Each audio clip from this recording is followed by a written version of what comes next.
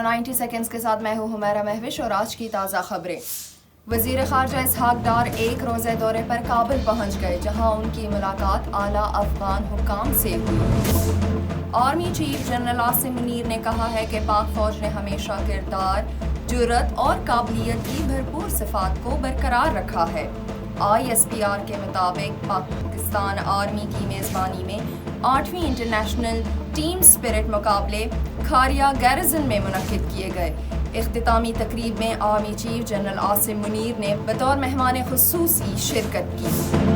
بلوچستان کے علاقے دکی میں قانون نافذ کرنے والے اداروں نے کارروائی کرتے ہوئے کالعدم تنظیم کے 5 شرپسندوں کو ہلاک کر دیا۔ CTD حکام کا کہنا ہے کہ ہلاک شرپسندوں کا تعلق کالعدم تنظیم سے تھا۔ ایران اور امریکہ کے درمیان جوہری مذاکرات کا دوسرا دور آج روم میں ہوگا۔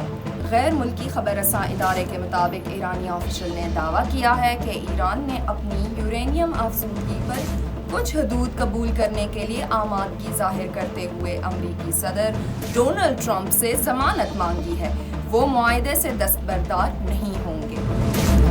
ملک بھر کے ہوائی اڈوں پر مسافروں کی نگرانی کا فیصلہ کیا گیا۔ خیبر پختونخوا میں 16 اپریل سے اب تک بارشوں کے باعث حادثات کے نتیجے میں 2 افراد جاں بحق۔ اب تک کے لیے اتنا ہی۔ مزید نیوز اپڈیٹس کے لیے سنو پختونخوا کے ساتھ رہیے۔